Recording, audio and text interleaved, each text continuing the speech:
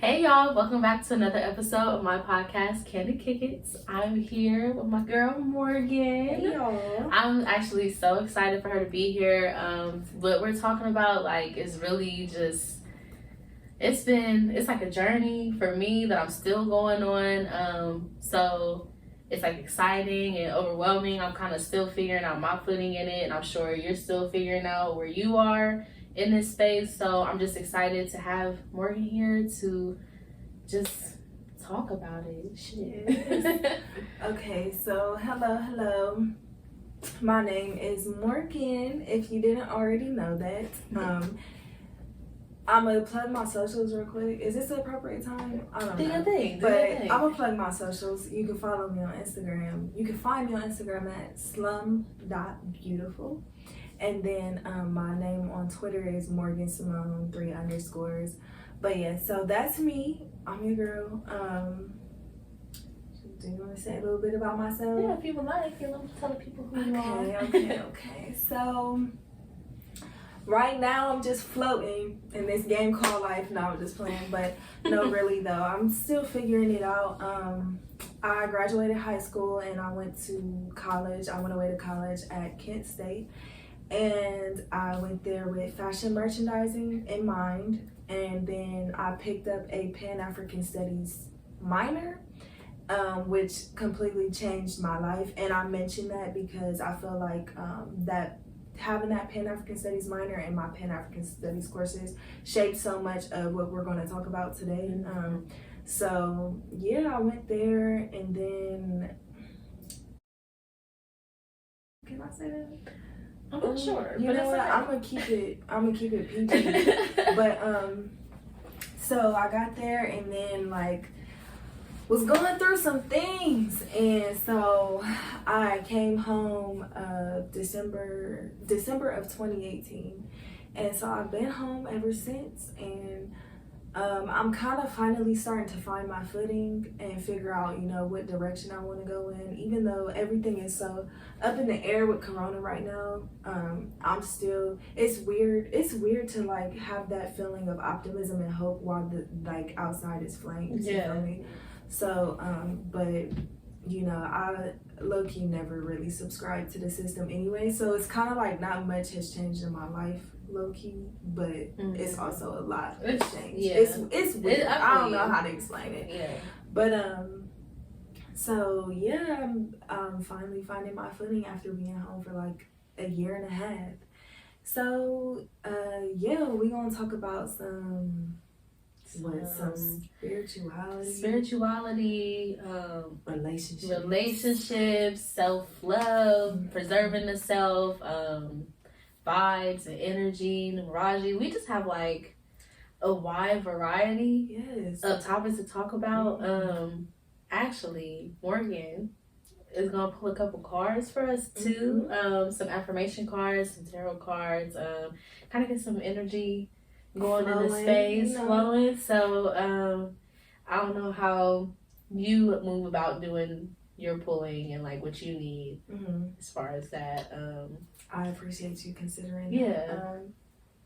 We just gonna jump right into it. Okay. We got a candle lit over Okay, here. got a little something going. We got a candle over here and some libations. You feel me? Yes. I can take a shot on the behalf of my ancestors.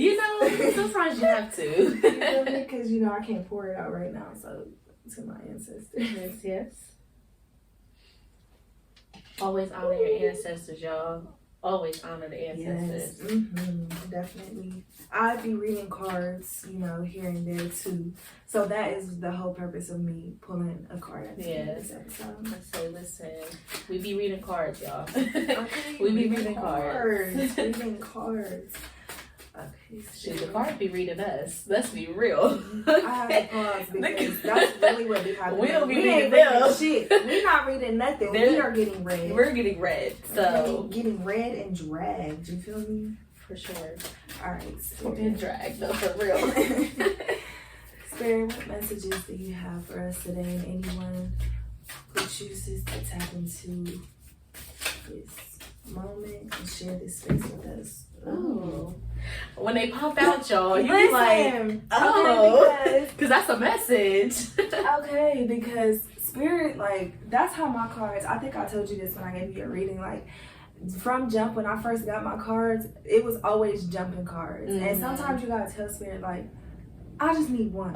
Just give me I don't need the whole deck. The whole deck. Throw that like, no. Yes. It's too much. Like, it'd be a lot of energy for real. No, for real. Oh, we got 2 bonus cards. Okay. So we gotta read the bonus cards, you feel me? Like, that's only right.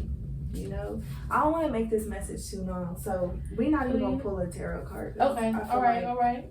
We got our messages from the affirmation. We did, like, they gave us more than enough. Okay. So, first of all, we have Clarity. And Clarity says, this is a very cool deck, by the way. What's the deck? Let's mention that. It's, the deck is called Affirmators. There's a unicorn on it. I will put an image in here so it's a lot closer. It's 50 affirmation cards to help you help yourself without the self-helpiness, because we love that. Right. Okay. So it says, stopping to listen to my inner self, I can easily separate my intuition from my mental chatter. The clarity of my intuition is a sweet, simple fruit that tastes familiar, and the mental chatter is a confusing, bitter rind that I shall peel off and chuck into the garbage or compost heap if your mental chatter happens to be organic. Yes. Yes. So, this is funny because it kind of goes with the other cards, you feel me? The first bonus card we have is Perseverance, and it says, it seems you're on a massive journey right now, and this card has arrived to remind you that you will reach the other side. The mountain you're climbing is huge and formidable, but so is your ability to climb it. You don't need to enjoy it, you just need to tackle it, okay? Because that was real. That was real, for real. Complain if it makes the job easier. It don't. But complain if it makes the job easier. Blow off steam. You think mountain climbers get to the top of Everest on inspirational quotes? No way. They're grunting and crying and cursing like freaking pirates. That just doesn't sell a lot of posters. That was real though. That was real truth. That was real. Because it'd be a lot of tears. It'd be a lot of tears. It'd be a lot of like, what the on? That was me today, y'all. So when she pulled the card, that's how I know the Perseverance. That's for me because how many times do I have an existential crisis? I don't know. Too many. Too many times. So I felt that one. Sure. All right. Manifestation. If you could have anything you wanted, what would it be? Get specific and get greedy, okay? Spirit said claim what's yours. Yes. Okay? We not settling for little baby crumbs. Don't be polite. Spirit said if you want it, get it. It's yours. If you want both, get both. Okay, let me stop playing. It says you are holding a magic wand and you can conjure up anything. Could it be that when you declare your wishes out loud, you're actually casting a spell for your dreams to come true? Or is it just that in a very practical sense, the more people you speak with about your desires, the more folks there are who know what you want and might have the means to help you make them happen. We love that. I like that. We love that about manifestation. Either way, stop waiting and start manifesting. But don't use that word if you don't want to. I'm weak. I love these cards because they give you, it's like they give you like, this is what we say, but you don't gotta listen if you don't want to. Listen, they like manifest, but you don't gotta call it manifestation. Like, you know, it's just for those who like, you know, it's like the specifics.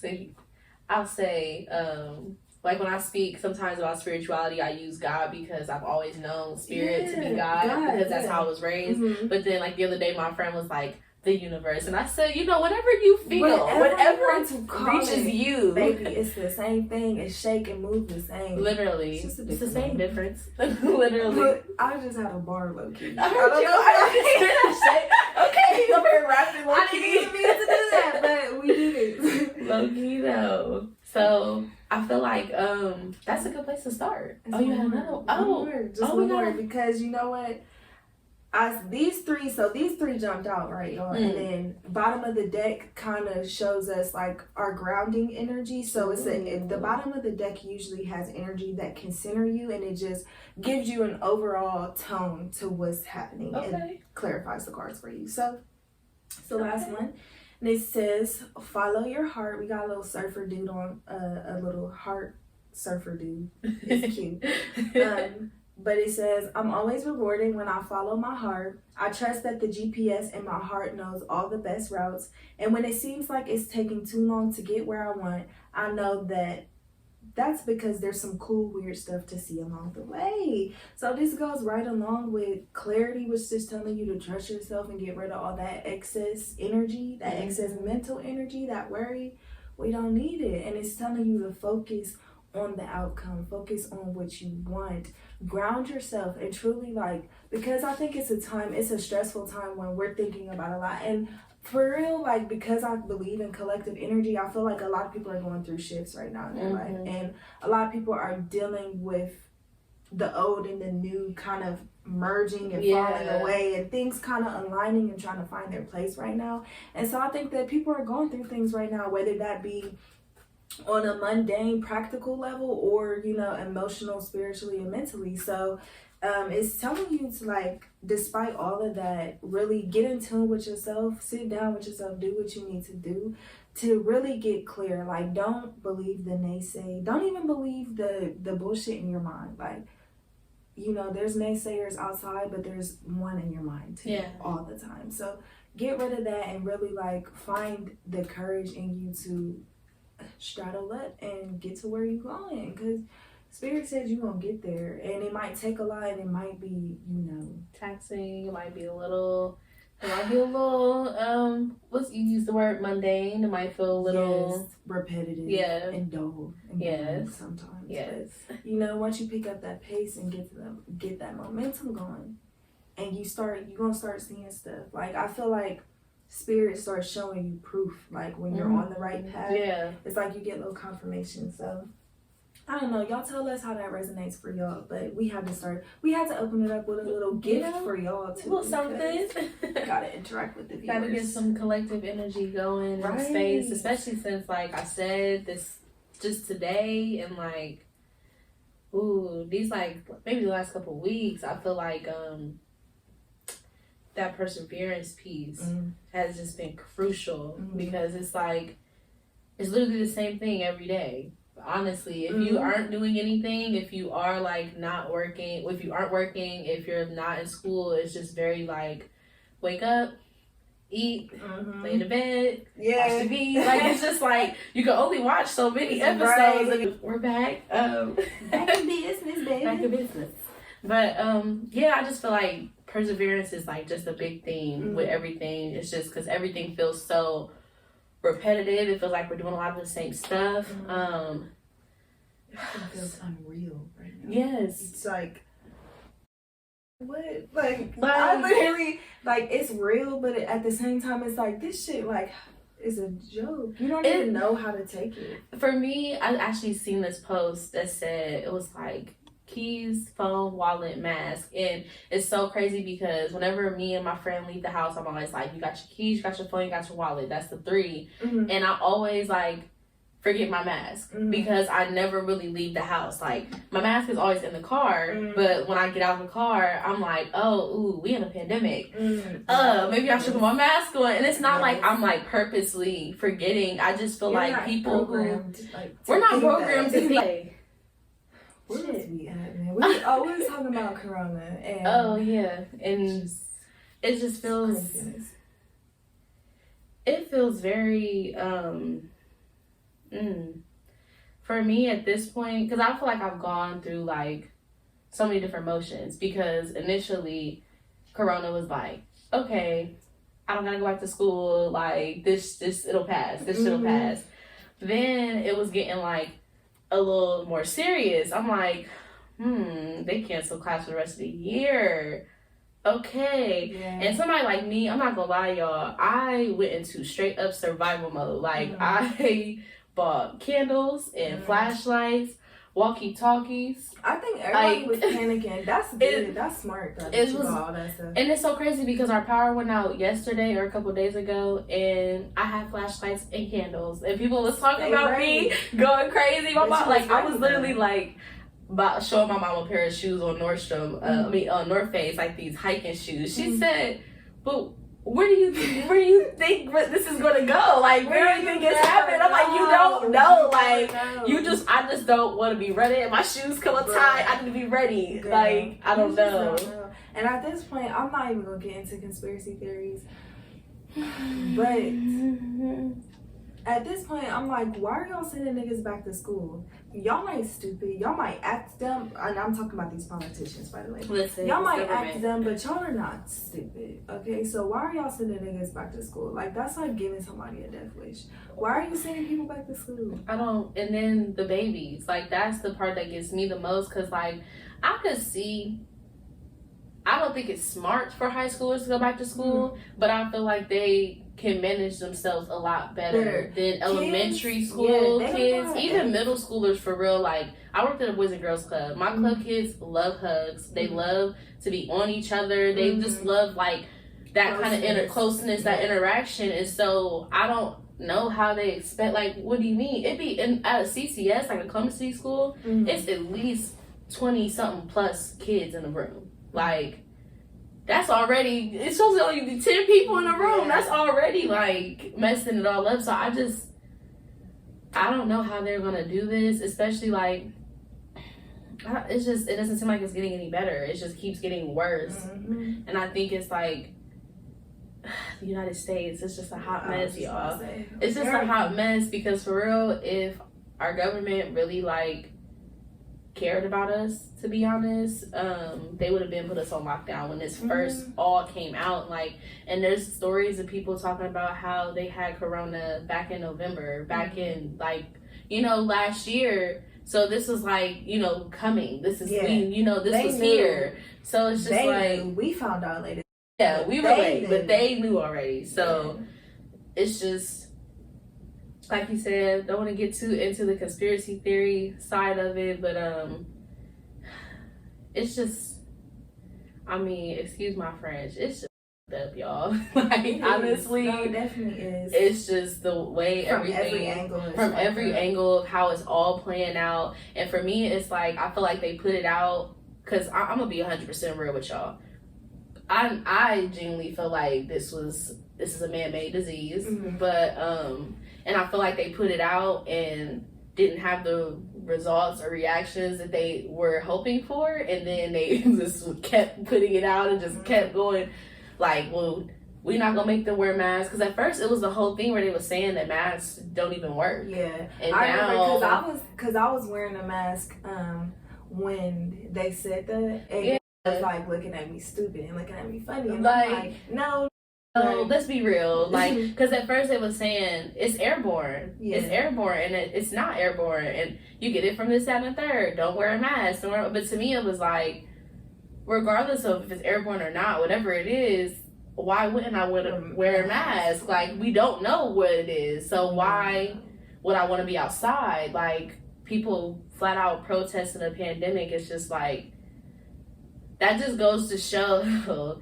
that certain people in our country really don't understand what it's like to not have freedoms and to not, it's just like, I feel like us, I'm not arguing with nobody. You said it's a pandemic, in the house. Right. Like, you know, we are, as Black people, disproportionately affected by all kinds of things. And so, everything. So, I didn't want to put myself in a space where I could get sick, my mom could get sick, the people I care about get sick. Because even though I feel the way I feel about the government and the disease itself, I don't want it. I don't want that shit. So it's just been a very interesting time. It's been very difficult to ground myself. I feel like I guess how do you even center yourself? How do you ground yourself in, like, chaos? Because that's literally how it feels most of the time. Like, I don't know. No, you're good. That's funny you said that, because I feel like that's low-key what I've been doing my whole life, is like grounding myself amidst chaos. But that's a good question. Was you really asking me? Like, okay. Let's see what you I think. Just was like, I wasn't sure if that was a segue or if you was just like, throwing it out there. So I had to be clear. But no, I definitely get that. And quite frankly, I'm gonna be honest, because I'm not what I don't want to do on this podcast is talk at people. You know what I mean? Like, or I don't know how to explain it. Like, you know, you feel like somebody is like talking above you, like, or they're coming from a place of like a high, you know what I mean? Like, I'm here and it's like, I don't have shit figured out. Oh no. To be honest, like, oh no. And I just had to make that clear because everything I say in this conversation today is just specifically subjective to what's worked for me and what I've experienced, and it's constantly changing. It's like it's constantly changing. So I just had to say that first. I want to talk with y'all, you know what I mean? I want y'all to feel like we're learning, we're here, like, we're connected. Yeah, like, we're like, it's not me trying to tell you, this is not a self-help situation. Like, and so this is, and this is what I did, this is, and this works. Like, we don't know. We're figuring it out. Yeah. But I think that, and Alana, you were talking about this earlier, talking about having all these obligations and things, but also feeling like you need to cultivate a space for self. I think that's very, very important. And to be honest, this was important before the pandemic, but I think that because there's so much energy, like anxiety is high, tensions are high, and there's so many conflicting emotions that everybody's feeling right now, it's especially important. But definitely just carving out time for yourself, and I think that self-care and that sacred space, I'll call it sacred space, looks different for everybody. And some people do meditation, right? But even like with the term meditation, meditation don't have to necessarily be like sitting down. Yeah, I had to learn that too. You know, like, or just like trying to quiet your mind. Like, writing can be meditative for you. Going outside and just sitting in nature can be meditative for you. So I think that really just finding some space, like even if it's before, at the end of your day, or whenever you just feel frazzled, like go somewhere, take some deep breaths and do whatever the fuck you feel called to do. Like, if that's watching a funny ass movie for you because you need a fucking laugh, do that shit. Or if that's like calling up somebody you haven't seen or talked to forever, do that. Whatever it is, like, I think that it's just important to nurture yourself right now and pour into your cup, because it's a lot. Like, and I feel like we was already dealing with issues specific to America and specific to our generation before this. And so I feel like now with COVID on top of all of that, it's just a lot. Like, niggas don't know what's going on. So I feel like sacred space, and then staying safe, obviously, and also support. Like, so I think that's something I'm still working on. It's like, this just reminded me of that Solange song, Where Do We Go? Where do I go? Like, where do I find support? You know what I mean? Who is in my corner right now? Who can I lean on? And, you know, what relationships are nurturing me?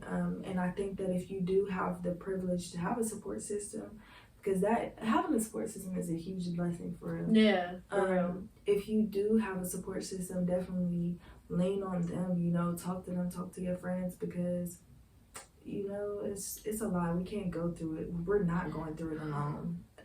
Even though some of us may feel alone, none of us are alone in what we're experiencing right now. So you're not going through it alone, so talk to your friends. And if you don't have friends, you know, try to find maybe online communities, or, you know, something that just makes you feel at home and feels familiar to you, that you can hold on to until you get to that point where you have people that you can lean on. You know? Yeah, because I think, like, that became really important, especially, like you said, it was important beforehand to just have a sacred space that is for you. But I think, like, through quarantine, me and my room, like, we have become like bonded in a sense. Like, I get so much done in my room now. I feel that's like where I do my most spiritual work. That's where I connect with spirit. That's where I like kick it with my friends, or we come in here and kick it. Like, it's just very like, the home has become so sacred to me that I don't I don't even want to leave. Like, I love going, like how you said, outside time. I literally schedule outside time in my schedule because I love being outside. I love that breath of fresh air, just seeing the sun seeing me. We we vibing with each other. My plants are out there. So it's just like, I really had to kind of like find my space because I think because I'm an extrovert, I'm very like, people are always over here.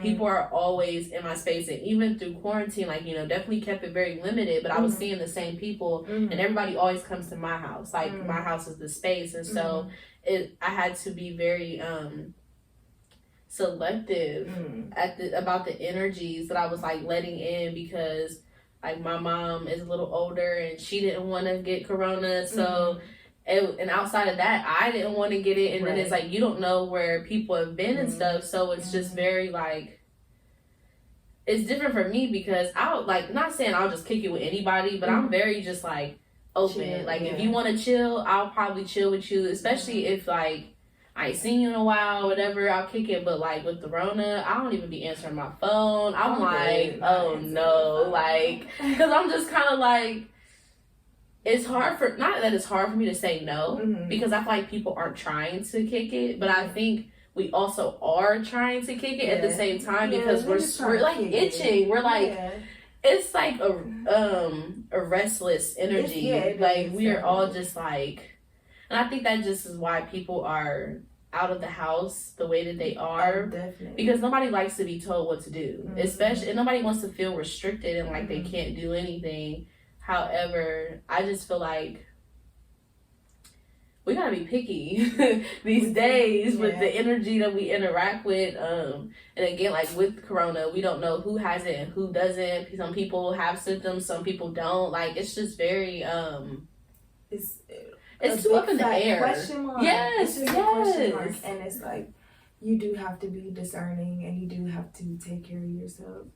And like, it's a lot. I feel that it's definitely an interesting space, and they are restless because that's why the cases spiked the way they did. That good because it's like, soon as they told to go outside, it's like, okay, we're excited, we turn. You feel me? Like, and I mean that's understandable, but at the same time, like if we're looking around and we look at the facts, the reality, we gotta like the bars can wait.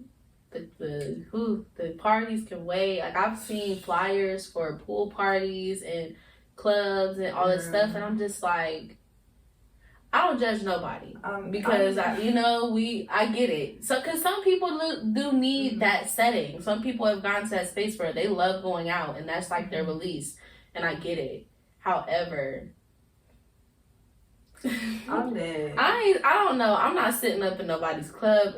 Just thinking back, like just parties. Period. It's very hot, very like on top of each other. Very. It's just like Corona is in that club. Like you just know. Just even walking by, you just know. Like I don't know. And so like I get it. I know that we're human and we need those interactions. We need to go out and stuff. But I just the livelihood. And I'm not even gonna lie, I found myself in a couple of situations where I was like, let me go take care of my immune system ASAP. So because I don't know about that one. I don't know about that one. That's a little risky, but definitely. It's a lot, and I think that people just got excited, you know what I mean? And now it's like, I don't know, like of course they want to sit down, like and I don't know, that's a whole other thing. I don't even know. I think it's just our culture for real. We want to be seen, we want to pop out, we want to get cute, we want to get our nails done. I want to get my nails done. Like I feel it, and it's just like I don't know. And I feel like so many of us are young too, so we're like, I had things I planned on doing. I had a life to live this summer. It's like, bro, I was telling somebody like, Corona literally popped up as soon as I decided I was getting my life together.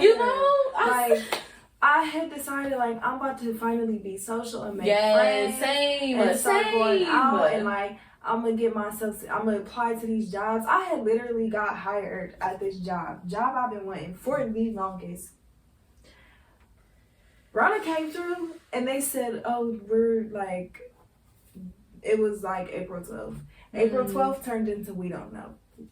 We don't know turned into we furloughed all of our people. I'm not even going into it, but like it's just like where do I go? Like how do I micromanage my little life against all these big things happening? You know what I mean? So it's like it's weird, but we're young, so everybody's like it's been like finding a balance. It is. It's definitely like finding a balance, and it's one of the weirdest balances ever. It's like something nobody could have ever like. I mean, some people did. I'm not gonna lie. Some people did know like something like this was gonna happen. Was gonna be prepared. Some people were prepared. Yeah, but like most like general population, we could have never guessed we would be dealing with something like this or for this long. But I don't know, man. Niggas need to.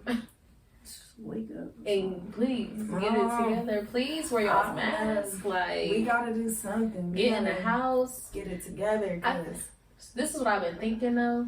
I feel like people don't want to be in the house because they don't want to be alone. They don't want to. And this is, I will be real. This is me too because even though I've been in the house, like I said, I haven't really been alone. And so. When you are by yourself, them thoughts, they be you, and it's like, they be talking, they be going, and I think like that's an issue that I've always had. I actually was just talking about this like yesterday or the day before that I just really struggle with being alone, and I don't like. I'm at a point now where I don't hate it. Like I could be by myself and be like, okay, content, whatever. However.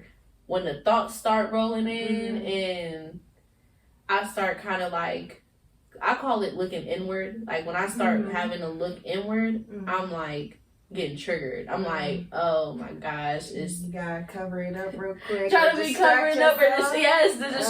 Distracting myself is something that I'm like really good with too. Because I feel like I've always been very quick to turn off those emotions. Like whenever I feel like some past stuff is about to resurface, I'm getting emotional. I'm like, oh, these feelings, I don't like feeling coming. Let's go smoke a blunt. Let's hang out with some friends. Let's call somebody on the phone. And I'll be on the phone for hours. I'm like, okay, just talking. So it's just this. I have been looking inward every day. I know when we first went on quarantine, I was like looking at myself in the mirror every day. And I had to tell Yana, like, I never really looked at myself in the mirror before. And I've always, y'all know, we took selfies in the mirror. We've taken pictures, we've been in the mirror, but I think I've never really like looked at myself in the mirror. And so every morning I would look in the mirror and I'm just like looking at my features like, okay, this is what I got, blah, blah, blah. And I didn't realize it was a practice when I was doing it. I was just doing it. It was just something I was doing every day. And I started to notice like, and I even just like today, I like so much more about myself than what I did when I first started quarantine. Like, I told you I cut my hair in the middle of quarantine. Like I started wearing my glasses more often. And I also like really stopped caring about my presence. Cause I think like we live in this like fast moving society. We care so much about how we look, how we dress, how we talk, how we act, all this stuff. And I think what Corona and quarantine did is like, none of us was getting our hair done. None of us was getting our nails done. None of us was able to get facials and do the whole, do your typical maintenance. And I think it was like forcing you to see like your real self. Like I braided my own hair for the first time. I did box braids on my hair. And it was like, I never knew. I mean, I could do box braids, but I've never done them myself. And it was just like, it was like a sense of independence in a way. Like that I could actually do this. Like I'm a plant mom now. Like what the hell? It's just that's what I kind of been learning a lot about myself and not even realizing like these have been practices like getting me to a better space with who I am, like a comfortable space. Like it's weird. It's like like you kind of unconsciously do stuff. So I think I've been like unconsciously like preparing myself for everything because it doesn't stop at Corona. It just gets heavier as we move through the timeline. So I feel like all of the practices I was doing at the beginning were so essential to who I am now, because even though I'm not doing those practices often, I can still refer back to them and be like, you know, in those moments I was like this, in those moments I was like that. So it's just been, but it's been difficult finding like a self-care practice that I can be consistent with during this. You know, I'm an Aquarius. I get... Girl, you're an Aquarius. Yes. I love Yes, y'all. ma'am. I say that every time I'm in Aquarius. If you're an Aquarius and you ever talk to me, you know I say that every time. Period. Like, I'm like, we love Aquariuses, and that's, I like, you know, I feel like Aquariuses, we just get bored. Like, we are very, very kind of just jumpy. It's so weird because we could be very, like, fixed, very, like, stern. Are y'all a fixed sign? I don't know. That's a whole other... I know, like, that's astrology. I don't know, actually. I don't know, because it's fixed, mutable, and cardinal. Is that it? Yeah, fixed, mutable, cardinal, and Are y'all a fixed sign? I want to say... I don't want to know. speak I to think signs. No, that's... We should look at that. Yeah, we'll look at that. Cause, yeah, but, and I think we just... For me... I also have a lot of like Pisces influence energy going on. So I'm just very like, I need new all the time. Like I hate being in one. Feeling boxed in. Routines. Yeah. So it's just, how have you been finding like a consistent, how have you been able to ground yourself consistently, like finding like a self-care routine that kind of works with you, but also works with like this new normal that we keep getting like every day.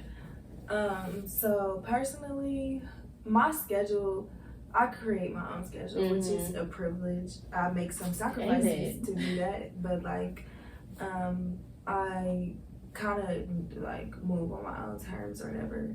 And so outside of that, because not everybody has the privilege to do that, when you do have free time, or like if you can carve out time in your mornings, because you know niggas are at home now, so if you can carve out time during your mornings, or if you got a lunch break, like I know this is not for everybody, but yoga has definitely been extremely healing for me. When I actually first came home, when I first dropped out of school, I was sleeping on my mama's couch, depressed. I mean, like, I did not want to. I would sleep the whole day away until like my brother got off the bus. I watch my little brother, by the way. That's how I get paid. I don't watch him like a babysitter, but I'm like, he's special needs, so I'm his caretaker or whatever. I would literally like sleep until he got off the bus type shit. So I would like waste my whole entire day. And like I started going to yoga. I met up with my cousin and she told me about Replenish. I know about Replenish, yes. Replenish. I heard about them before everything. Yeah. Yes, they are fire. It's donation based. So you give what you can or whatever. And it's like mostly people of color in that space. It is. So like it's black owned. It's black owned. Yeah. And then it's just like mostly people of color who lead the yoga sessions or whatever. So I found that space like not last winter where we didn't have a winter, but the one where I first came home. And it like when I was experiencing so much anxiety, so much tension, and so much stress. Ooh, we have to turn her off because I feel like she gonna call me again. Hopefully you don't find her. But so it was like I was dealing with so much, and also I'm a person who's never really felt safe in my body. So I would like disassociate from my body to cope growing up. And I'm telling y'all all this because I feel like it mirrors right now. You know what I mean? So like, I hope y'all not listening. Y'all like, what the f*** is gonna do anything? But anyways, so So like I would disassociate from my body, and I never was really fully present and grounded in my body. And if y'all know anything about chakras, that's the root chakra, which I'm still working on. It's like just a feeling of feeling safe and feeling like you're allowed to exist and being comfortable with your presence and feeling just taken care of financially, and just it's all about the physical. But I just was disconnected, and I started doing yoga, and I had never felt that kind of relief ever before, and like that kind of presence and clarity that it brought me, like it was literally life-changing. And I started going all the time because it was just like, not only was it helping me be more relaxed, you know, because I was like super tense, super rigid, you know what I mean? Because when you carry emotions and you carry stress, that stuff gets stored in your body, you know what I mean? So I was like carrying shit in my shoulders, super stiff, and it changed my life. And then like, yeah, so I don't know why I said it and then like, but yeah, so yoga is definitely one of those things. Studios now, I think Replenish might be open. I don't know if they closed again because of this case is going back up, but I know they did open back up. But before that, I was like doing yoga at home. So you could go get you a yoga mat and some blocks. TJ Maxx is the plug if you're not really trying to ball. Five Below got yoga mats too. I never used them. I don't know what the quality is like, but you know, a mat is a mat. You know, you gotta start somewhere. If it gets the job done, it gets the job done. So I know Five Below has yoga mats, and then TJ Maxx has them for the little affordable prices. And then, you know, if you got it like that, you can always go online and get one too. And I would just go, like, I'll go outside on my porch every morning and sit with, like, there's people I follow and they do like 30 days of yoga or shit like that, and then I do that. But also to couple, like, to bring my yoga into my spirituality, like, before I even get into the movement, I declare to myself, like, this is a love offering to myself, you know what I mean? This is, like, I say to myself, this is me showing up for myself and an offering to like my inner child or to my shadow self. Or I like say like, this is me inviting myself to be present and here today. Or I like say I'm making I petition my spirit guides, if that's what you want to call it, and ask my ancestors and my angels to come into my day. And like yoga is kind of me opening myself like up to opening that. Because it's like sometimes when we just rush into our day and we don't like ground ourselves, our energy can be shaky. Wonky. And like we don't really, because I still like, it's still hard for me because I'm somebody who's in my head a lot, so it's still hard for me to be present. Listen, girl, I have hella air energy in my chart. I have like, I want to say 4 Aquarius placements. I think I have like 5. Just straight air. Air. Air is just mental energy. Like, if y'all know anything about elements, water is like emotions. Fire, it's like creativity, passion, action, and movement. Earth is grounding, stabilizing, and like mundane things like material and stuff like that. Air, straight up thought, like ideas, communication, all that. But if the communication ain't coming out through the mouth, it's definitely happening up here. You know what I mean? So it's like, I'll be in my head so much that even though I find like I may be further along on my spiritual journey, quote unquote, or, you know what I mean, I've been doing this for a while, I still have to ground myself every day. Even I could start out my day doing yoga, and in the middle of the day, some shit pissed me off. And I'm like, y'all done messed up the whole entire flow of what was going on. Y'all done messed up the whole feng shui. So even then, like, but that's just my personality. I'm somebody who has to retreat a lot because I need to recharge my energy. I'm sensitive. This. You know what I mean? Like, I'm sensitive to everything. So I have to go within and retreat and recharge. So yoga is definitely one. If I feel like I have it in me, I will journal. There's a couple journal exercises I've done that have really helped me. I did this 90-day reprogramming thing. That I literally felt the shift, like, in my life. And while I'm not exactly, I mean, I'm never gonna get to one place because shit's always changing and moving. But you know what I mean, I still have stuff to work on, but I definitely feel like that the 90-day reprogramming exercise just opened up a whole lot for me and allowed me to really see myself for real. So that was facilitated by, I won't say facilitated, but she just gives you the instructions and then you do it yourself. But her name is like Hey Tandy on everything. So it's like HeyThandI. Yeah, and I'll plug it in the description box too, because I started the journey and stopped. And it's so crazy because I went back one day and I was like, dang, I was on like day 35. I was like, okay, we're moving. And I actually picked it back up. But what works for me, because I'm not somebody that's good with like scheduling. That's why I'm not good with taking medicine. I'm not good, like, you know, pills that you gotta take every day. I'll be forgetting. Like, I'm just not like that. My brain doesn't work that way. So for me, I kind of continue my journey every time I feel like I'm having a shift. So instead of like, okay, if I write on Monday, that'll be like day one. And then if I don't feel like I've had shifts until Thursday will be my day 2, technically, like in the practice. Because I feel like because I'm always doing stuff, I'm not actively doing the practice every day like I want to. But I know some days I'm like more so into my spiritual practice than not.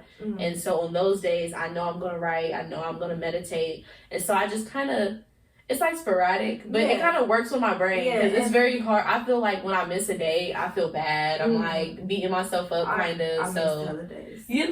Like it's just stuff like that because I put it down and came back to it so many times. So it wasn't like I just did 90 days straight. Right. You know, I started in January and finished in like April or something. Like it was definitely not no 90 days straight through. So I think that's good that you mentioned that because it's whatever resonates with you. I just like, you don't even have to do 90 days. If you just go listen to her podcast and like see what kind of stuff she was talking about, you know what I mean? Because she was talking about like inner child issues and things like that, or like, you know, your shadows and different parts of yourself that you may not necessarily be able to sit with. Just journal. Or even if you don't want to go that deep, if you got some heavy ass emotions, just write that on paper. Okay? Get it out of your mind. Get it out.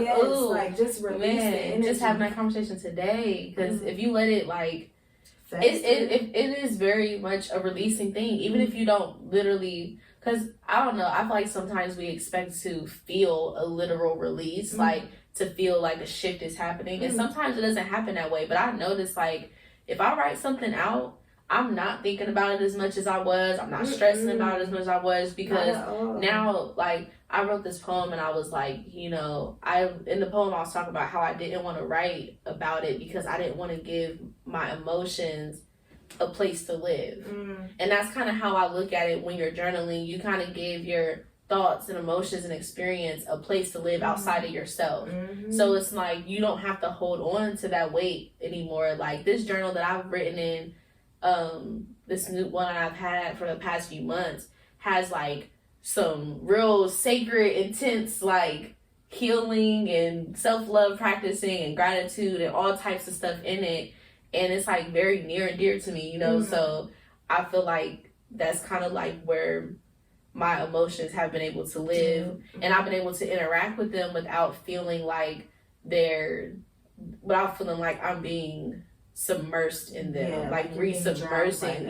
Because that's heavy. It's heavy, and it's just like the more you don't face it, the more it builds up. So I'm glad that you pointed that out too, because I like that, the whole like it's a place for your emotions to live, because that's exactly what it is. And then sometimes it's like you don't even really know how you feel until you get it out on paper, right? Like, because everything is inside, like it's all getting mixed together and confused, and then once you finally get it out on paper, it's like you can sometimes, it may not happen right away, but you can get clarity and have that aha moment and be like, this is how I really feel, or this is what I really want to do about the situation. This is my real goal. You know what I mean? Whatever that applies to. So and it's always like you can return back to it too. Like it's not always easy to recall feelings that you felt around a certain situation that happened a few months ago. But if you like wrote down that day what happened or that week or whatever, you can return to, like, I would notice how I have like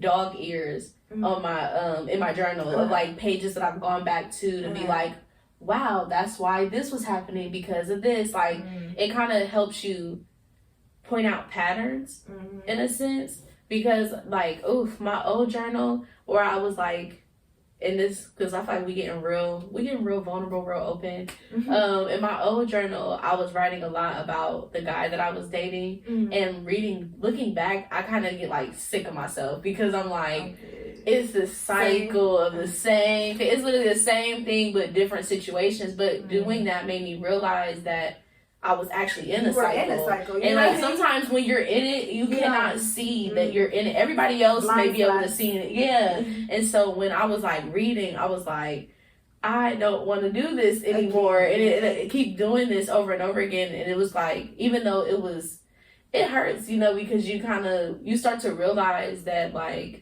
because this is the reality, you be hurting yourself a lot of the times, or you be putting yourself through stuff that you don't even have to necessarily go through, and it's hard to accept that reality. That accountability. Yeah, that accountability is to me now, it feels really good. I love holding myself accountable because I feel like that's where you grow. That's where your power lies. Yeah, you're kind of like, okay, I know what I did wrong. I see my fault in this. How will I do better next time? And then that's like, you know, you said, seeing your power, like, you know, giving the power back to yourself. I feel like when you don't hold yourself accountable, you are like, you're kind of allowing the situation to just be what it is in a sense, when you know you did your part, you know the other person did their part. And I had to learn too, because I was good at victimizing myself. I was, girl, I didn't know we was gonna get that deep, y'all. I didn't even know we was gonna get that deep.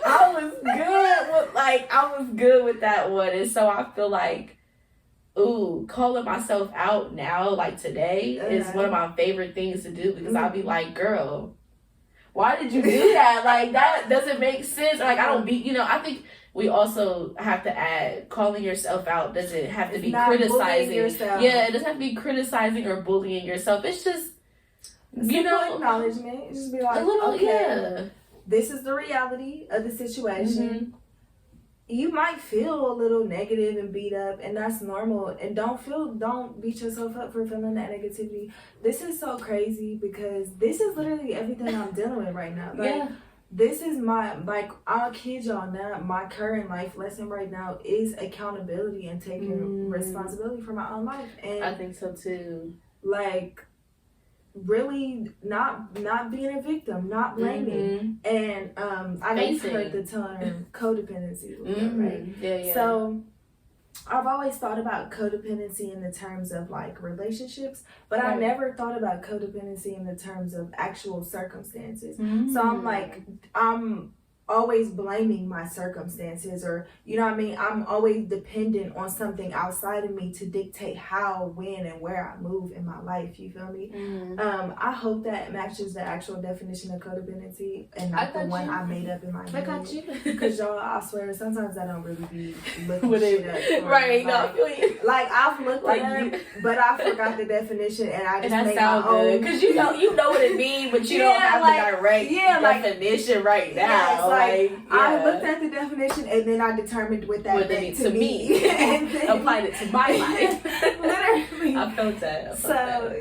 So like this week, literally I kid you not, today and like yesterday, it's been me realizing like how not only am I maybe codependent in relationships, but codependent on certain circumstances and energies in my life that may have been stifling me, that I've been blaming my lack of progress on this thing or that thing. And it's like, baby, you know you got the tools. You know you have everything you need to get it together. So what you like, you know you have the tools, you know you have the willpower, you know you have the knowledge, you know what I mean? Because like, to be honest, being aware is a privilege. You know what I mean? It's a privilege because not everybody can bring themselves to that point of, honesty. Yeah. And I won't say, I'm not even going to underestimate other people's capabilities, but like for me to be aware right now in this space, like it's a privilege that I've even come this far to acknowledge my own, you know what I mean, to from where I was before, because baby, I had to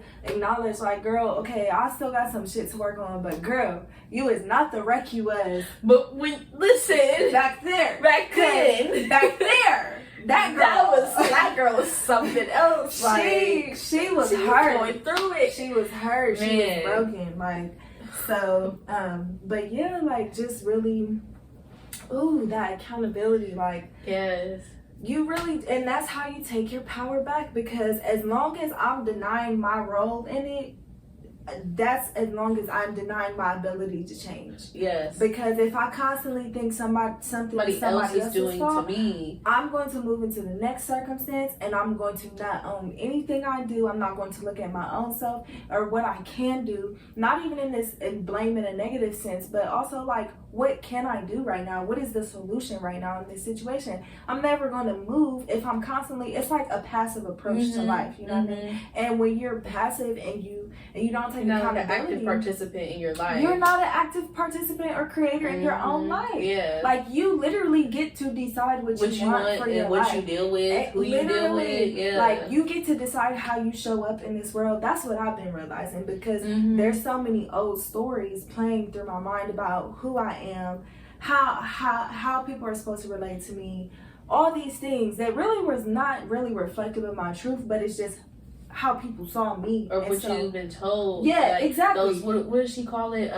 Those core beliefs, those negative core beliefs about yourselves that you I've internalized. Replay. Yeah. I've internalized them and carried them on as true, even though they're not true at all. But I've carried them on as true because likely I got those core beliefs in my childhood. And so when you're a kid, most kids do not have discernment, and not all of us have the privilege to have aware parents and good homes and things where people get to help us discern this emotion is this, and you get to be this and you get to that. You know what I mean? Not everybody has that. And so it's like, now you took those beliefs on as a kid and you carried them on your whole life and adopted them as true till you get to adulthood and you're like, yo, this shit ain't working. Like, I'm not even this person, like, at all. I was never this person. Or it's like this person. And you may have been this person as a child, because I was just talking about this earlier. Like, you kind of develop rituals, routines, core beliefs, like these different things as a kid to protect yourself. As a kid. And so as you grow up, but because you're a kid for so long, you kind of just, it's like muscle memory. You get into these routines over and over and over, and then you're 17, 18, 19, 20, still doing stuff that you was doing when you were 5, 6, 7, 8, and it's like that's not working anymore. But you don't have an alternative because you've been so like in that cycle that you're like, well, what do I do? It's like waking up. It's like a little snap of the finger, and then it's like, oh, this is reality. Like okay, this is really happening. And like, I keep playing the story in my head, and the story that I'm playing in my head is not accurate. Or the story may be accurate, but it's no longer being told. Yeah. The story is no longer happening anymore, and you're still living in it. Yes, like, exactly. I may have, like, for me personally, my thing was I always was called shy and quiet, which, you know what I mean, even then, because it's like, I to some people I am considered quiet, you know what I mean, but like, also I'm just chilling, and I'm like, I'm an observant person. So it's like, as a child, I always felt the need to be observant, and that's just how it was. Like, growing up my whole life, like, I relax when I get comfortable around you type shit. So it's like, somebody may have called you certain things, so you related to them in a negative way, whereas like, now I'm older and I have the awareness to be able to resonate or to relate to my quietness in a more empowering way. You know what I mean? Or I may be able to, like, I was always called weird and all these different things. Like, I don't know why, but like, I got picked on for reading books. I feel like a lot of people can relate to this stuff too. Like, I got picked on for being like, my cousins was always dogging me for reading and shit. Like, and like, just like, just certain things. It was just who I was. Like I just got dogged out for it. So it's like now as an adult, I'm having trouble relating to how I want to express myself because I've been taught to suppress these parts of myself. Whereas like, so it's like basically when I was a kid, I related to the things, my quirks in a negative way, where maybe now my uniqueness is my strength. It's my, it's an asset that will take me somewhere. Like, you never know. I mean, it's just who I am. So it's like, it ain't going nowhere, you know what I mean? Unless I want to live a lie, it's not going nowhere. Exactly. So it's like I've been having to get real honest with myself about like who are you? Who am I? And how much power am I gonna let these stories have over me? Like, because sometimes we really can feel helpless to these stories. Like when you've been playing something on repeat in your mind for your whole life and you keep getting experiences that affirm that. You're going to believe that. But now it's like, I don't want that for myself anymore. And that really, you saying no, I want something different is enough. That's the start. That is all you need. You don't need nothing. Like, you don't have to have it figured out. You don't have to get it right away. You don't have to be perfect. None of that. You get to just decide what you will and won't tolerate in your life. And if you're not going to tolerate those stories no more, that's fine. That's enough for you. And I feel like in a lot of ways, it's weird because it's kind of like, some people call it law of attraction. I don't know. I'm not even going to get into all that. But I think it's like we kind of create self-fulfilling prophecies sometimes. So it's like, if I'm constantly showing up in this way in a situation, it's going to constantly breed the same outcome. That's how I feel too. Literally, it's like, it's not even no woo-woo shit. And no shade to the woo-woo shit, because, you know, on that too. That shit, but like, it's like literally a practical 2 + 2 = 4 thing. If you think about it, like when you hang around negative people, you're only going to have negative conversations, negative energy, negative experience. It's like, because and again, like, I don't know too much about the law of attraction and all that stuff either, but just like, to me, common knowledge, like, positive people don't want to kick it with negative people. So you're not going to get like a mixture of people when you come into a space. If it's negative, then that's what it is, and that's all you're going to get from that space until somebody decides, like, I don't want to be, this is not it. I don't want to do this anymore. And so that, like, I think that goes into the negative self-talk and kind of just like repetition of that. Like, when you put yourself in negative spaces and negative experiences over and over again, I think you kind of put yourself in a hole.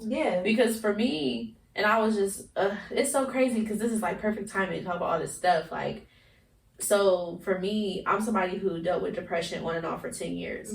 And I was telling my friend, he was like mad because he felt like somebody was like dismissing depression and anxiety, basically saying that we choose to be depressed. And, for me, that's like a triggering statement because I feel like no one chooses to be depressed. I do feel like situations happen and you get into a depressive state, but I feel like how long you stay in that state is definitely up to you. I do think that, like, honestly, depression is that shit is hard, and it's very, like, it's difficult to get out of. But how I feel is like, okay, say like you're depressed day 1 and day 3, day 4, you decide to change your thoughts and you're like, I'm not going to talk about this I'm not going to talk like this to myself. I'm going to think positively. I'm going to shift. I do feel like even if things don't turn around immediately, it's a different way of approaching it than sitting in it. Because I think for me, my issue, especially towards the end of my depression, was I was just so comfortable with sitting in it that I didn't want to change. I didn't want to find happiness because I was like, it's only gonna be temporary. It won't last. Like, life is hard and that's it. Like, and so I was already thinking to myself, like, I will never be happy. So why even seek happiness? Why even try? And so I think you can think yourself into, it's like a depressed hole. Like, you're kind of stuck in a sense. But I do feel like ever since my like going to counseling and like, checking in with myself more, like, again, like holding yourself accountable, like I made myself responsible for my happiness because I was like, you know, we know the world is a difficult place to live in right now, especially right now and everything that's happening. But why make it even harder on myself? Why talk to myself like I'm not shit? Why make myself feel less than, or be around people that make me feel less than, or keep a job that I hate? Like, why do that stuff when I know ultimately it's not serving me? It's not making me happy. And so I think sometimes, like, we just have to make really, like, it's like you feel so tied to certain things because you've been in it for so long, and it feels that's all you know. Yeah, and it feels so like I just like released some real heavy emotions towards my father, and like in that, because I've been so angry, I didn't have to be sad because I was so angry. It was like I already had an emotion for him, so there was no need to feel sad. And when I let the anger wall down and let myself feel that sadness, it was like whoosh. Like it was like a wave just came over me, and it was heavy. It was not fun. It's not a good time, like, at all. You know, healing is not fun. But I think the reward in the end is, like, way better. It's so much sweeter in the end than to just avoid it altogether. Because, like, after, you know, me and my dad talked about everything, this was the first time he was ever really receptive to anything that I've ever said to him, ever. And you know, if I would have put myself in that space of like, it's not going to work out, he's not going to want to talk, blah, blah, blah, it could have went poorly. But because you know, my mom was like, just try to go into it and be positive. It's going to be great. And, you know, it was even just talking about it right now is really a lot for me because my dad has always kind of been, from the outside looking in, he's always been the fun parent. He's always been the one that, like, my friends always loved my dad. Your dad's so funny, he's so great, blah, blah, blah. And he's not a bad person. My dad's not a bad person at all. He went through a lot of stuff. And because he did, it impacted us. And so for me, I'm not like a hard body person. I'm very emotional. But when it comes to him, I'm just like, I didn't want to make it seem like my feelings was so hurt. I'm like, it's fine. I just was like, it's fine. I don't need it. Especially since, like, you know, he's very cut and dry too. So being emotional, that was not working. Like, you know, so it was definitely it's like a release though. When you finally move through those feelings, like, all my life, I kind of have sat in this, like this anger, frustration, confusion, uncertainty about my father, about just my upbringing, period. And I feel like finally moving through that stuff, like, even though I'm not fully healed, like, no, it doesn't happen overnight. Like, we just talked like a few days ago, you know, like, it's still very much like just the start to even have it on the table. It feels different. It's like a whoosh. Yeah. And man, that's real. And I do want to touch on what you said about depression because there's just so many different spectrums of depression. And I don't want words to get misconstrued on here, you know what I mean? So I do want to acknowledge that, you know, depression, depending on the space you are in and the stage you're in and what tools you have and what's going on, because nuance is like everything, because literally everybody's lives are so complex and different.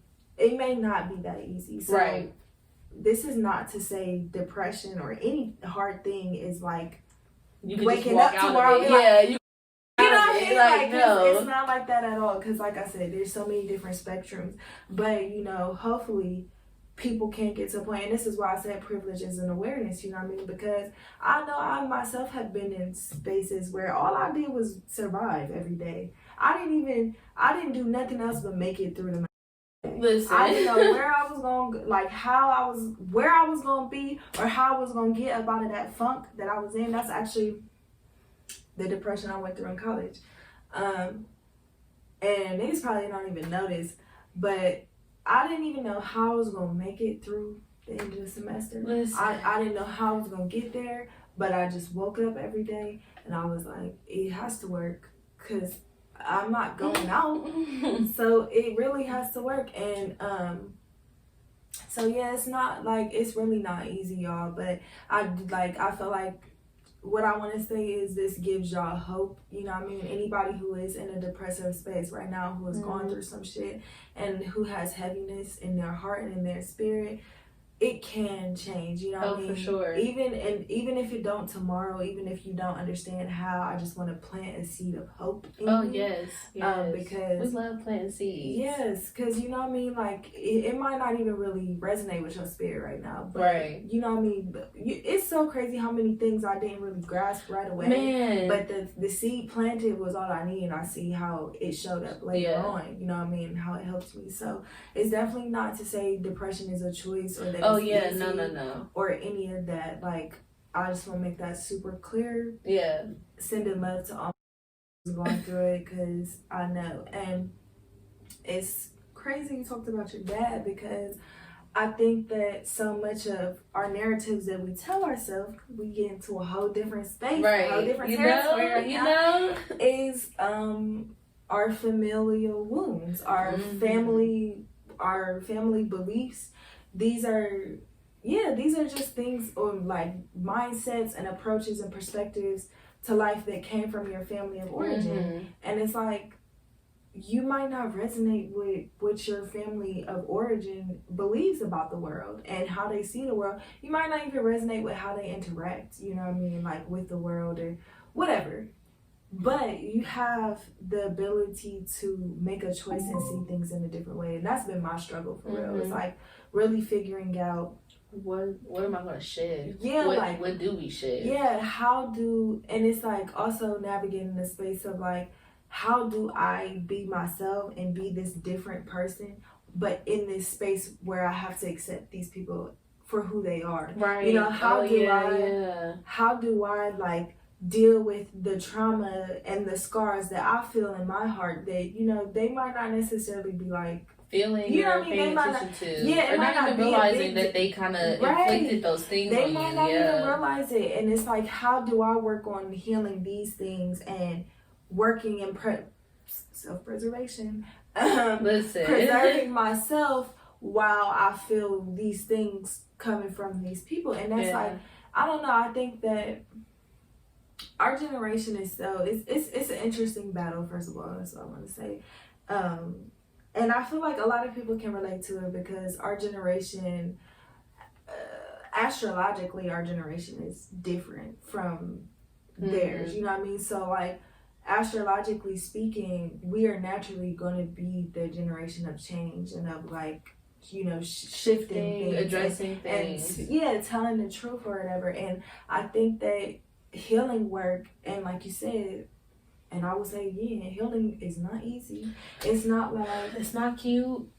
Man, it's far from cute. Don't nobody want to do that shit for real. If I could have avoided it, I would, but we didn't have no choice. Man. You know what I mean? Like, shit just is what it is. But like, I'd rather do anything. Well, I won't say that, because it does have some beautiful, you know what I mean? I feel, like I feel really grounded and centered in myself as a person, way more than what I did before. But like, it's not easy. And I think so many, I won't say all of our beliefs, but just those things, even if it's not necessarily our family of origin, it could just be our environments that we was around growing up, or the spaces we was in, and what we did or didn't hear, you know what I mean? Because it's not only what happened to us, but it could also be what we didn't feel. Right. You know what I mean? If I didn't feel the love and the affirmation and the care that I needed to feel in the way that I need to feel it, then I might carry on a story with myself the rest of my life. And actually, this is quite real. Like, I'm not even making up an example. This is just really what it is for me. And it's like, if I internalize that, I might carry on a story for the rest of my life about not being worthy of things, never going to be able to get what I want, always having unbalanced and unreciprocal. Unreciprocal is not a word. I know what you meant, though. I knew what you meant, though. I knew where you was going with that. I just made that up. Don't judge me, but or you can, I don't care. Whatever. but like, but yeah, just unrequited. Unrequited. Oh my unrequited God. love. This is a song I used to like called "Unrequited Love" by Like Lee. If y'all know, y'all know. but that was when I was like in high school. I listened to some other shit, but yeah, like I was constantly telling myself a story of either I'm gonna have to have unrequited relationships. Oh shit, this might be a good segue, but you know, or like I constantly have to hide and diminish certain parts of myself to fit into a space. You feel me? Yeah. I have to be meek and I have to be likable and agreeable, and I have to monitor how I say things because I was always called a smart aleck growing up. And man, and it's like, first of all, to this day, I do not think that half the times I got accused of being smart that I was actually being smart. But anyways, I think I was just voicing my opinion, like, you know, and I was just expressing myself. That I was just speaking up for myself. But now it's like, oh, I can't say this because so and so might think I'm trying to be funny, or I can't do this because you know what I mean. So like literally, and it's funny because earlier you was talking about how you know, you don't always have time for spirituality because of mundane things or whatever. But for me personally, the deeper I've gotten to it, I've realized that the spiritual is the mundane. Like the spiritual is very much, because I see spirituality not from just a point of magic and what these forces can do for me, but it's like an everyday moving thing. It's the energy of myself and of my life and how I'm showing up and expressing it. Like, I don't know. That's just how I see spirituality. That might make sense. Like finding a way to get it, finding a way to have spirituality and I guess seeing spirituality in all aspects instead of separating it from life. Because I agree, it's not separate. It's not separate from life, and I think the issue is if you don't. Because I'm like getting into spirituality. It's not very clear all the time. It's not very like it just comes to you and you just know. So I think for me, a lot of times I feel like I always have to do a lot more digging. Like I feel like I always want, because I have kind of like an obsessive personality. So once I'm interested in something, I'm going. So like when I get into my spiritual like stuff, I'm like, you come back to me maybe an hour later, I'm like 10 videos deep. I found all types of articles online. I got like pages of notes because I'm just very like I'm a note taker. I'm definitely somebody that's just like it's weird. I feel like my brain could just take in so much information, so it doesn't feel overwhelming. So I could sit for a long time and practice and study and meditate and read in that kind of space and feel fulfillment from that.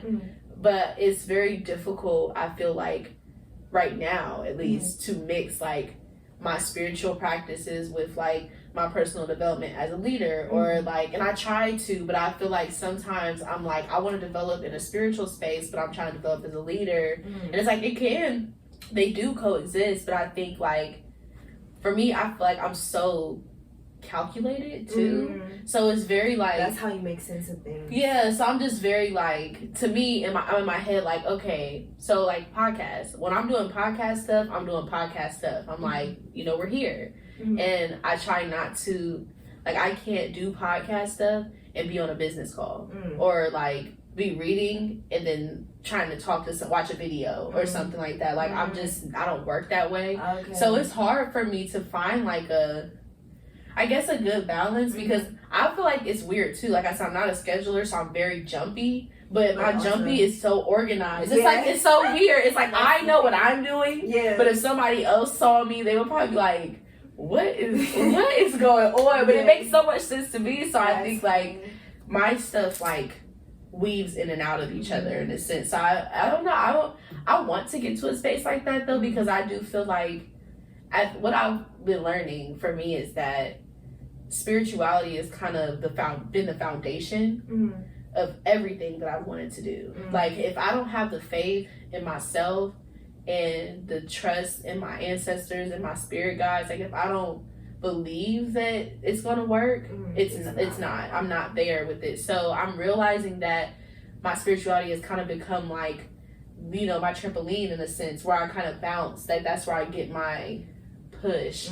So I like that knowledge. Yeah, that kind of it pushes me. It makes me want to go forward in other things. But if I don't, like, honestly, when it came down to Forex, like, I pulled a card the morning that I decided to sign up, and it was just like straight up confirmation that this was what I was supposed to be doing, and I signed up.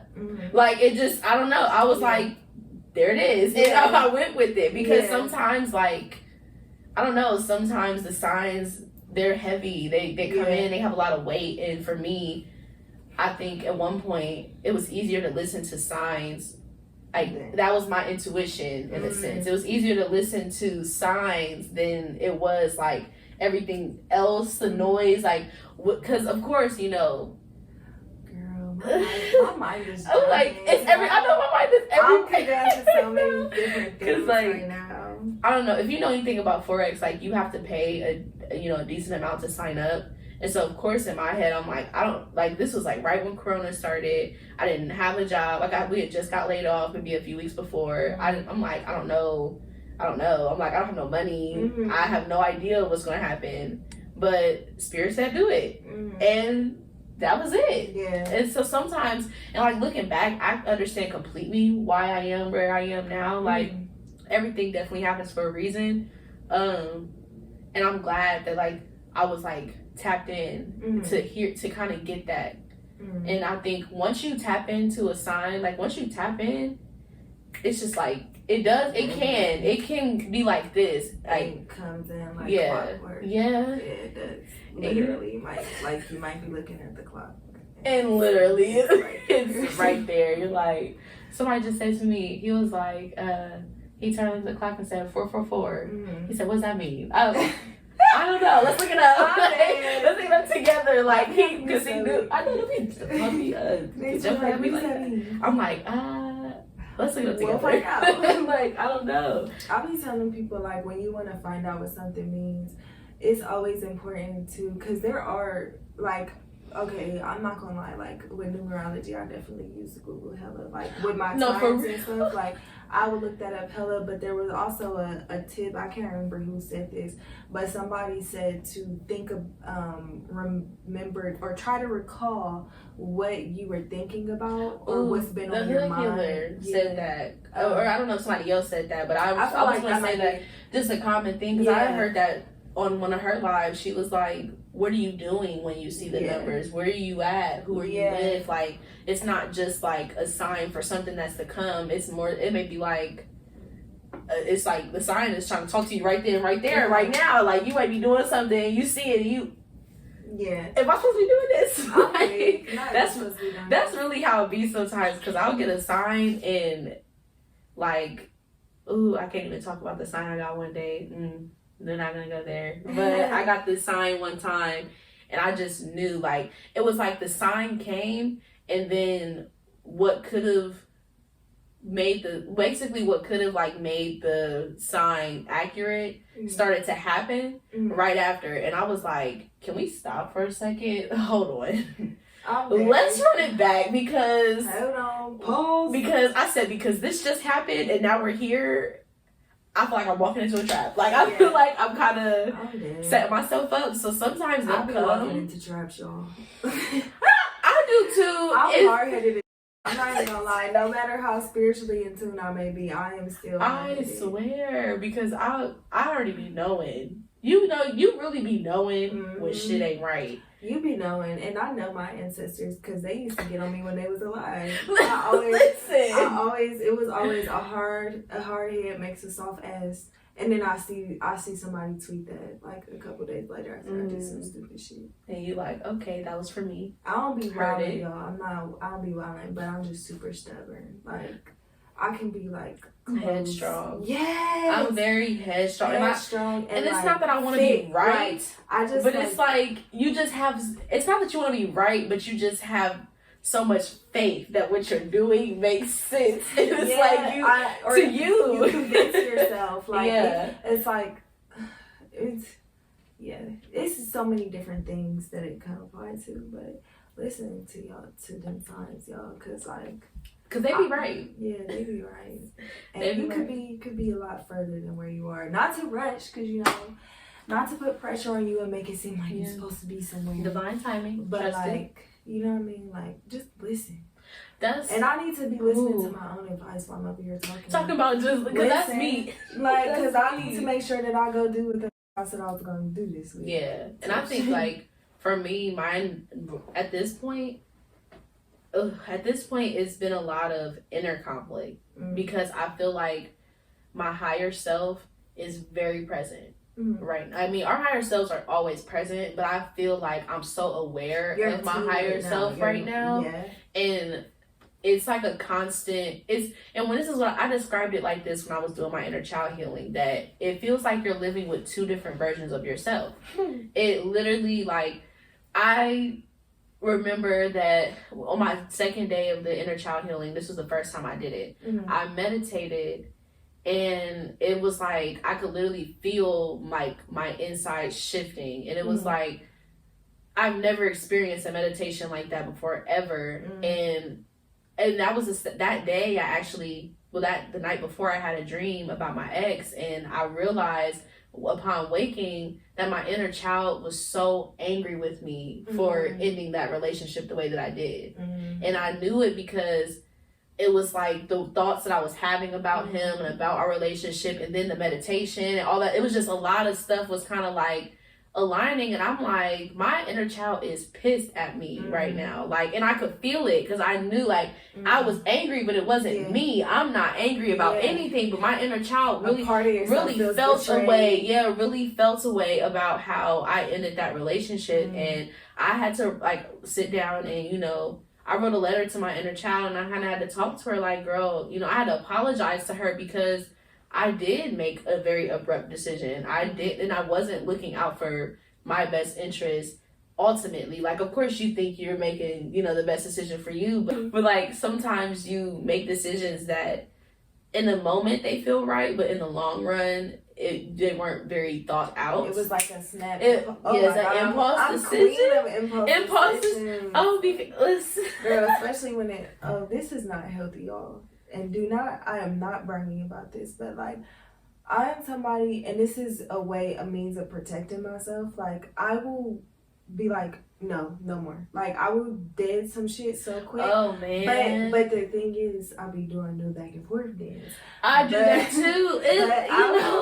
I will dead some shit so quick as a means of protect. Like, if I feel, and it might not even be that I really am being threatened, or if I am, like, there might still be possibility for healing. You know what I mean? But because in the space that I was in, because like a lot of epiphanies have been recent, to be honest, but in the space that I was in, I didn't have the awareness that to take accountability. And sometimes accountability looks like communicating. Accountability looks like asking questions instead of assuming. You know what I mean? Accountability looks like being honest with yourself about how you really feel. Like, and so it was like I didn't have the tools before to really work through things, and not saying that the outcome would have been any different. Like, maybe, you know, me and so probably still would have parted ways, or that whatever friendship still would have ended. But it's like, if I had the tools then, you know what I mean, I would have handled that in a different way. But like before, it was just like, and I'll be having to catch myself sometimes, because I'll be so quick to be like, okay, well, and it's not okay. Like, it's lonely. Like, and be dismissive in a way. It's like, because you could have the tools and still not want to use them. Like, and that's kind of where I am too.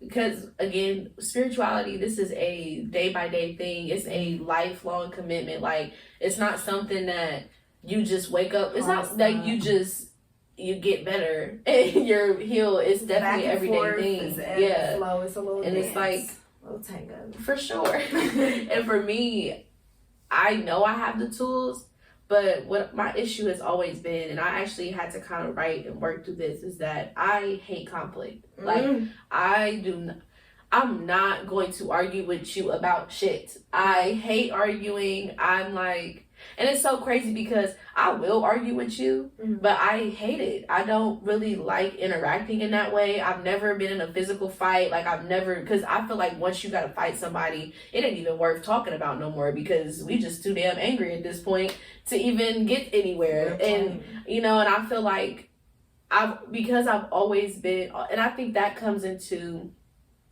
when I was younger, I was very reserved, like very quiet, very to myself, because I felt like my opinions didn't matter. And so with that grew into me not liking conflict because I'm like, well, nobody cares about what I have to say anyway.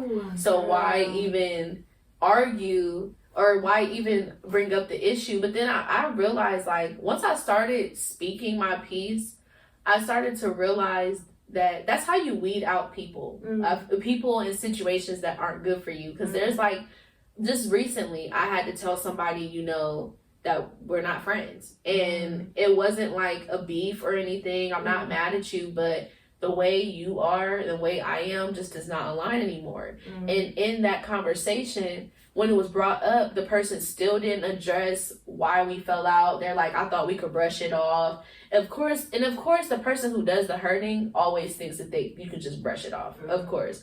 But in that, I was really proud of myself because even though she wasn't shocked, like, oh, I thought we were cool. For me, I was like, we are cool, but we not friends. And it's like, and it's still standing firmly in that, I'm thinking, in the past, I would have been like, well, I don't want to hurt her feelings. I don't want to argue unnecessarily. Like, I don't want it to be a big, am I tripping? Like, I don't want it to be a whole thing. And sometimes it needs to be a whole thing when it comes to you and your emotions. Honor your needs. Honor your needs. Honor yourself. Yes, speaking. And we was just talking about this because, like, this all goes together, and I know we jumping around, right? But like, it goes back to what we was talking about having accountability, and with accountability comes agency over your own life. And what I've been realizing lately is, like, part of healing that inner child and, like, part of being able to be seen in relationships is making yourself seen. And like you were saying, like, you was reserved and you feel like your opinion never mattered. I resonate with that because I was always being told to be quiet, stop asking questions, stay in the child's place, all kinds of things. And it's like I started to doubt my own judgment and my own internal censor for what's right, and always looking to outside people or needing somebody to confirm, kind of validate, literally to validate and confirm what I already feel and know, true. I mean? That's what I think, but I'm gonna let somebody else make my decision for me because I don't trust my own.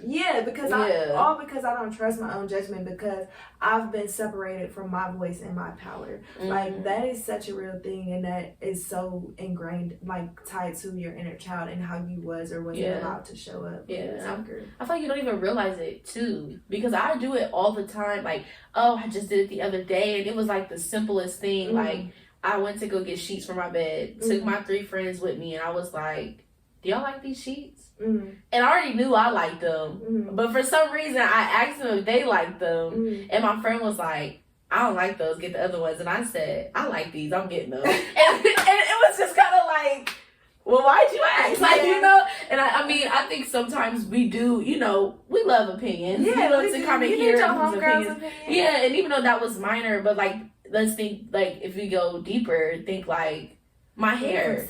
Or, like, for me, I'm very touchy about my hair because I feel like we all are kind of like this too, like, tying beauty to hair and, like, beauty to your identity and stuff. And for me, I've always kind of been very weird about my natural hair.